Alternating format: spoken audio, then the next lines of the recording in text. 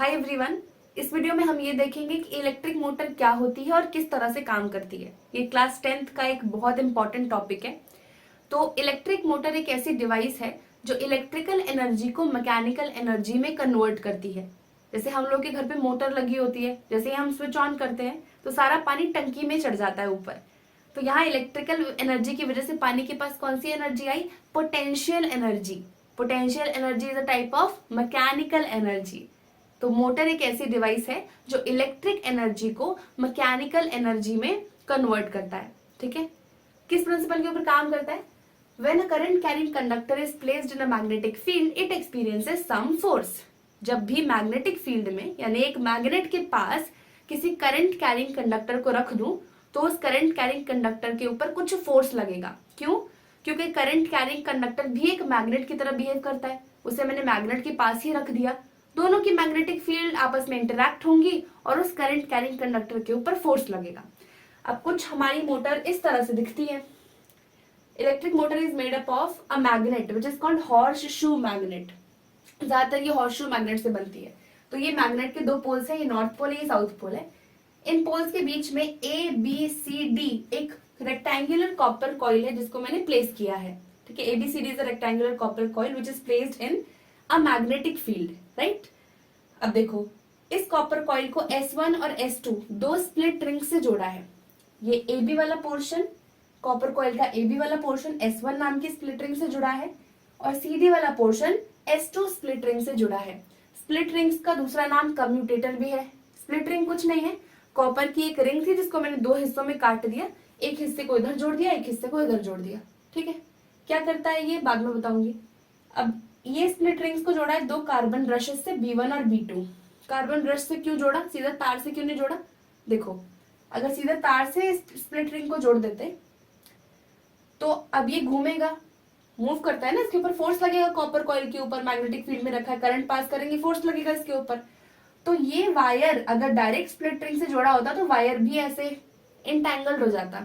उससे बचाने के लिए बस B1 और B2 नाम के दो कार्बन ब्रश लगाए हैं। इनका बस इतना सा काम है कि करंट को S1 और S2 स्प्लिट रिंग तक पहुंचाकर कॉपर कॉइल में आगे भेजना। ठीक, अब पहले करंट पास नहीं किया था, अभी मैंने प्लग इन करी की को, मैंने प्लग इंसर्ट किया। अब करंट इस कॉपर कॉइल में पहुंचना स्टार्ट होगा। देखो, पहले पॉजिटिव टर्मिनल से इस तरफ मूव हुआ, फिर B1 कार्बन ब्रश में गया, फिर S1 स्प्लिट रिंग में गया, फिर यहाँ कॉपर कॉइल में करंट आएगा। ठीक है, मैग्नेटिक फील्ड में पहले से रखा है इसको, करंट इसमें दौड़ा दिया, ये कॉपर कॉइल भी एक मैग्नेटिक फील्ड जनरेट करेगा। इस मैग्नेट की और इस कॉपर कॉइल में जो जनरेट हुई है मैग्नेटिक फील्ड, दोनों आपस में इंटरैक्ट होंगी, जिसकी वजह से इन कॉपर कॉइल के ऊपर कुछ फोर्स लगेगा। फोर्स की डायरेक्शन क्या होगी हम फ्लेमिंग्स लेफ्ट हैंड रूल से निकाल सकते हैं। फ्लेमिंग्स लेफ्ट हैंड रूल की वीडियो की लिंक जो है मैं आई बटन में दे दूंगी आपको, आप जाके चेकआउट कर सकते हैं, वरना यहाँ पर ध्यान से सुन लो, समझ आ जाएगा। फ्लेमिंग्स लेफ्ट हैंड रूल क्या कहता है? थंब को, इंडेक्स फिंगर को, मिडिल फिंगर को इस तरह से स्ट्रेच करो कि वो आपस में परपेंडिकुलर हो और इंडेक्स फिंगर को मैग्नेटिक फील्ड के डायरेक्शन में रख दो, मिडिल फिंगर को करंट की डायरेक्शन में रख दो, तो थंब बता देगा कि फोर्स किधर लगेगा। ठीक, अब देखो, मैग्नेटिक फील्ड हमेशा नॉर्थ से साउथ जाती है। एक मैग्नेट में याद रखना, magnetic field always goes from north pole to south pole. Magnetic field किधर जा रही है? नॉर्थ से साउथ, नॉर्थ इधर है, साउथ इधर है, मैग्नेटिक फील्ड की डायरेक्शन में इंडेक्स फिंगर को रख दिया। करंट किधर जा रहा है? ऊपर। करंट किधर जा रहा है? ऊपर। फोर्स किधर लगेगा? फोर्स किस तरफ आया? डाउनवर्ड्स, यानी कि AB आर्म के ऊपर फोर्स लगेगा डाउनवर्ड्स। BC और AD के ऊपर कोई फोर्स नहीं लगेगा। क्यों? देखो ध्यान से, छोटा सा रीजन है। BC आर्म में करंट किस तरफ फ्लो करेगा? B to C, है ना, और मैग्नेटिक फील्ड भी किस तरफ है? नॉर्थ टू साउथ, दोनों सेम डायरेक्शन में, कोई फोर्स नहीं लगेगा। जब करंट और मैग्नेटिक फील्ड के बीच में 90 डिग्री का एंगल होगा तभी फोर्स लगेगा। AB पे क्यों फोर्स लग रहा है? मैग्नेटिक फील्ड इधर, करंट ऊपर, 90 डिग्री का एंगल है, हाँ जी है, इसलिए AB आर्म के ऊपर फोर्स लगेगा। ठीक है, तो BC और AD पे कोई फोर्स नहीं लगेगा, CD और AB पे ही लगेगा। CD आर्म की बात करें तो देखो, मैग्नेटिक फील्ड की डायरेक्शन किधर? नॉर्थ से साउथ, करंट डाउनवर्ड्स, फोर्स किधर? आउटवर्ड्स, बाहर इस तरफ फोर्स लगेगा। AB आर्म के ऊपर नीचे फोर्स लगा, CD आर्म के ऊपर बाहर की तरफ फोर्स लगा, तो ये कॉइल क्या करेगी? रोटेट करना स्टार्ट करेगी। अब देखो, जब ये कॉइल रोटेट करेगी तो AB आर्म नीचे पहुंच जाएगा, CD आर्म ऊपर आ जाएगा, S1 स्प्लिट रिंग भी नीचे पहुंच जाएगी क्योंकि ये S1 split ring S2 split ring दोनों ही कॉपर कॉइल से जुड़ी हुई हैं। ठीक, AB नीचे गया, S1 स्प्लिट रिंग भी नीचे, CD ऊपर आया, S2 स्प्लिट रिंग भी ऊपर आया। देखो अब ध्यान से देखो, यहाँ पर स्प्लिट रिंग्स के बीच में थोड़ा सा गैप है। तो अभी ये मान लो हॉरिजॉन्टल पोजीशन में थी हमारी कॉपर कॉइल, जैसे ही वर्टिकल पोजीशन पे आएगी कुछ होगा।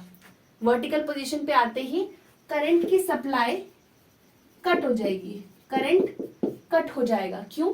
क्योंकि स्प्लिट रिंग के बीच में जो थोड़ा सा गैप है ना, B1 और B2 ब्रशेस स्प्लिट रिंग्स के उस गैप के से मिल जाएंगे, है ना, बीच में गैप है ना इनके थोड़ा सा। तो जब ये S1 और S2 कुछ इस तरह से आएंगी बाहर, तो B1 और B2 ब्रशेस साइड में लगे हुए हैं, तो ये गैप रह जाएगा 90 डिग्री पे, एग्जैक्टली 90 डिग्री पे करंट का फ्लो बंद हो जाएगा। पर वायर थोड़ा घूम चुका है, इसके पास आ गया मोमेंटम, तो ये 90 डिग्री से थोड़ा और आगे बढ़ जाएगा, ये आ जाएगा 180 डिग्री पे। अब 180 डिग्री पे क्या होगा, देखो पूरी S2 इस तरफ आ गई, ये CD आर्म पूरा इस तरफ आ जाएगा और AB उधर चले जाएगा। 180 डिग्री घूम गया ना पूरा, देखो CD किधर आ गया इस तरफ और AB इधर। ठीक है, S1 और S2 स्प्लिट रिंग्स की भी पोजीशन चेंज हो गई है क्योंकि इनको हमने कॉपर कॉइल से ही जोड़ रखा था। B1 और B2 स्टेशनरी ब्रशेस है, दोनों फिक्स है। अब करंट की डायरेक्शन किधर, DCBA। पहले करंट किधर जा रहा था, ABCD, अब करंट किधर जा रहा है, DCBA।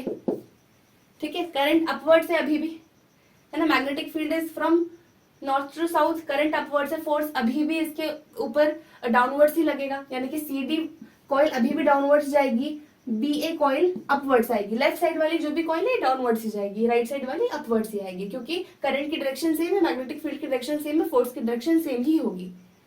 ये CD आर्म नीचे जाएगा, AB आर्म ऊपर आएगा। फिर वर्टिकल पोजीशन में करंट की सप्लाई कट, पर ये थोड़ा और आगे मूव कर जाएगा। फिर ये 180 डिग्री पोजीशन पे आएगा, करंट की डायरेक्शन चेंज हो जाएगी, फिर फोर्स लगेगा, फिर ये मूव करेगा। तो इस तरह से हमारी कॉपर कॉइल रोटेट करना स्टार्ट कर देगी। रोटेशन क्या है, रोटेशन मतलब कि इसके पास कौन सी एनर्जी आ गई, kinetic energy, which is a type of mechanical energy. तो यहाँ पर इस करंट की सप्लाई की वजह से क्या हुआ, यहाँ पर हमने एक बैटरी से जोड़ा था ना वायर को, बैटरी में क्या होता है, करंट होता है। इस करंट की वजह से इलेक्ट्रिकल एनर्जी मैकेनिकल एनर्जी में कन्वर्ट हो गई, हो गया मोटर का काम खत्म। अब इसके आगे हम जो भी डिवाइस लगा दें, अगर हम इसके आगे एक शाफ्ट में एक फैन लगा दे, फैन की ब्लेड्स लगा दे, तो वो रोटेट करना स्टार्ट कर देगा। Simple, this is electric motor.